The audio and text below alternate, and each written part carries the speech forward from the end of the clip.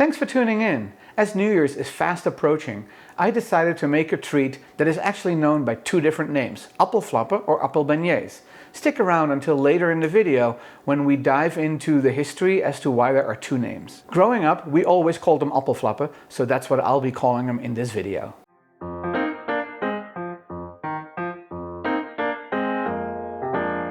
Hi, I'm Toine and welcome to my kitchen. If you're new to this channel, I focus on cooking foods from my home country, the Netherlands, and some of its former colonies such as Indonesia. Oudejaarsavond, or New Year's Eve, was steeped in traditions growing up. We would light fireworks, although in our house, fireworks were sparklers, as simple as it gets. We would watch the oudejaarsconference, where a comedian would take a satirical look at the past year, and we would eat oliebollen and appelflappen. Now, I've already posted a video on how to make oliebollen, and I'll put that in the description below. Appelflappen consists of two parts, the batter and the filling. To make the batter, you will need 225 grams of all-purpose flour, 5 grams of instant yeast, 7 grams of brown sugar, 1.5 grams of salt, 225 milliliters of lukewarm milk, 10 grams of softened butter, and 1 egg yolk. We're going to start by making the batter, and the very first thing we have to do is activate the yeast. I'm going to add the brown sugar to my milk that I have transferred into a larger measuring cup. I'm going to stir it through. Once the brown sugar is all dissolved, we can add the yeast. And now we're going to let this sit until the yeast starts bubbling up. The yeast mixture has been standing for about 5 minutes, and as you can see, there is already a layer of foam.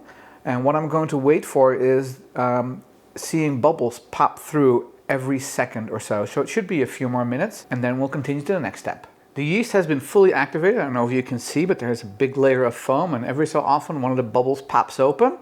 So it's time to make the batter. I'm going to start by creating a well in the middle of the flour. And I'm going to sprinkle the salt on the outer edge of the bowl. I'm now going to add the egg yolk to the well as the butter. And now I'm going to very carefully pour the yeast mixture in the middle, making sure it doesn't touch the salt because that will kill the yeast.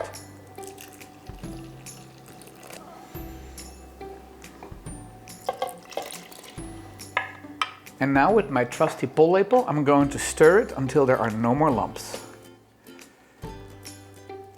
You can smell the yeast and you can see that the butter is being incorporated. I see no more lumps. I'm going to cover this bowl with a damp towel and then in a warm place let it rise for 1 hour.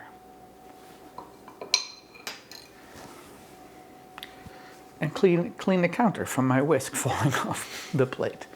Alright, I'll see you back in an hour. If you're enjoying this video, please click the like and subscribe button. It will really help our channel.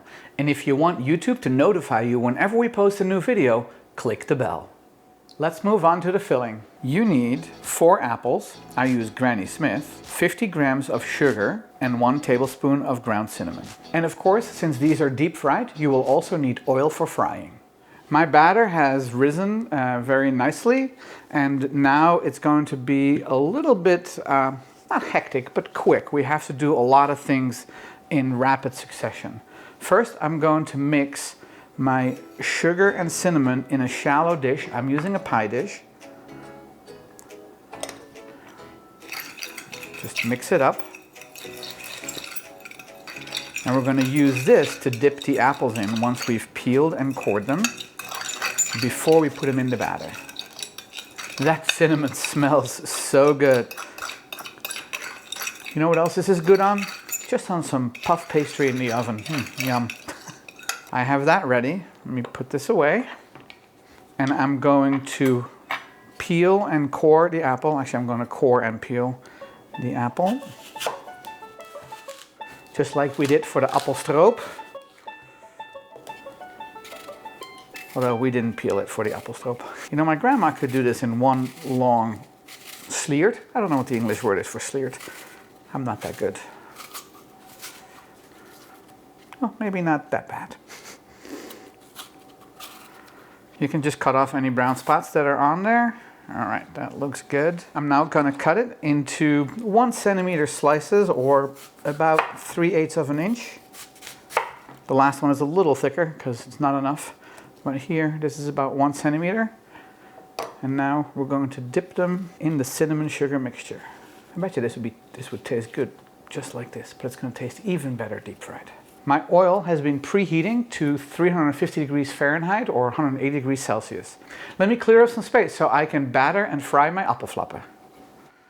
I'm going to take my cinnamon sugar covered piece of apple and put it in the batter that I thinned out just a little bit with some milk because it was a little bit too thick.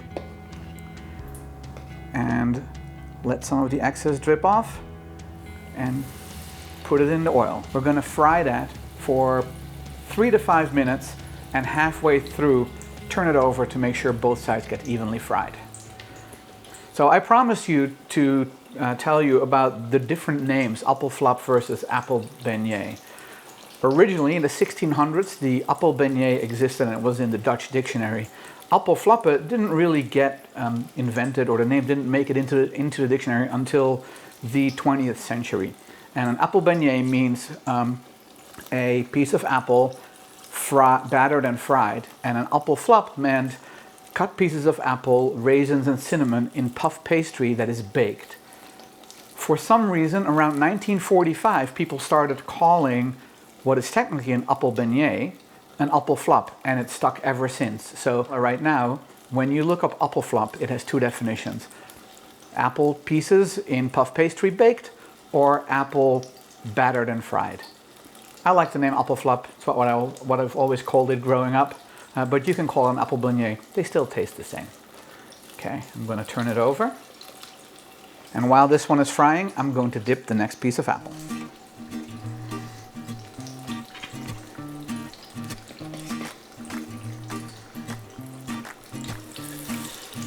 And let's do one more. So, don't forget to put it in the batter.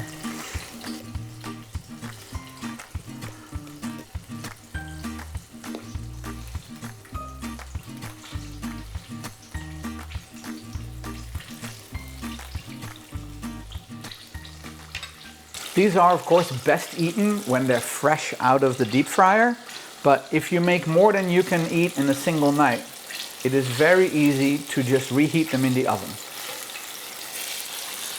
This one is done, so I'm going to put it on a rack with some paper towel underneath it to let the oil drain off.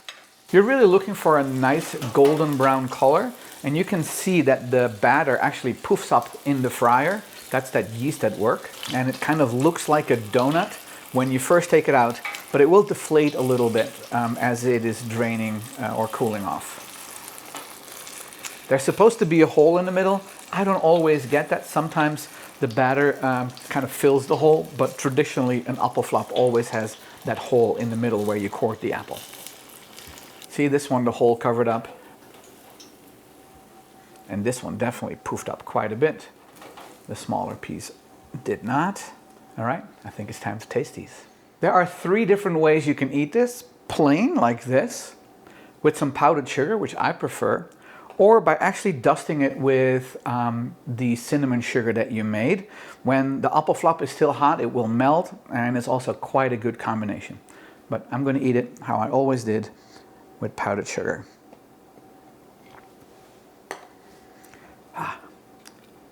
Eet Smakelijk.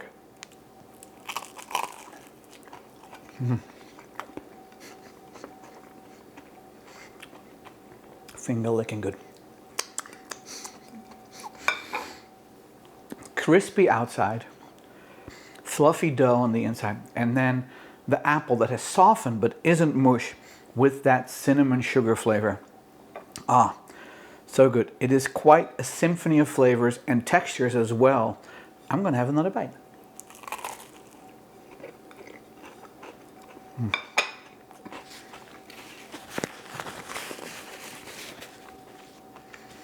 I hope you enjoyed this video. If you did, please click the like and subscribe button, and don't forget to share it with your friends. If you have any questions about the recipe, you can post them in the comments below. I've put the written recipe with both metric and imperial measurements on my website, toineskitchen.com, and you can follow me on social media as well. If you make Appelflappen, I would love it if you can take a photo and post it on Instagram with the hashtag ToinesKitchen. I will share it in my story and on my website. Thanks and Happy New Year!